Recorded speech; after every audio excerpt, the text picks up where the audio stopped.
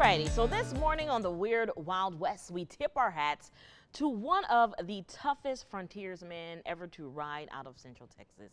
A man they called the Wolf Catcher, born in Bosque County in 1876. So folks whispered that Jack Abernathy could catch a wolf with his bare hands.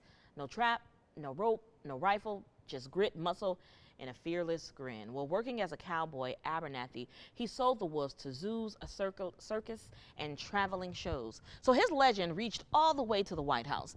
President Theodore Roosevelt took a liking to Abernathy's frontier toughness. In fact, Roosevelt appointed him a job as a U.S. Marshal, handling Native American affairs.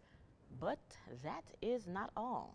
Jack Abernathy passed the frontier spirit down to his sons. So listen to this. In 1910, at the age of 5 and 9, Lewis and Temple Abernathy became sensations when they rode alone from Oklahoma to New Mexico by horseback, alone.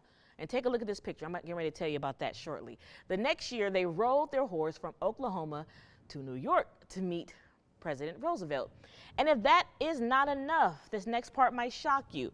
The boys purchased a small brush motor car and they drove it back home to Guthrie, Oklahoma. Here they are. Once again, they did it alone.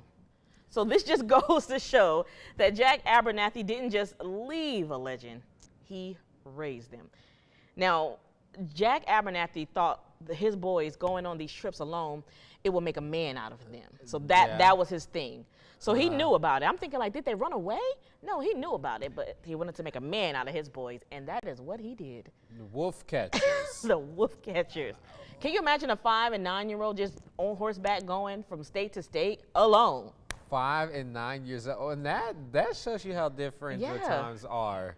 Absolutely, and then driving a car, I couldn't believe that one. That just blew my mind.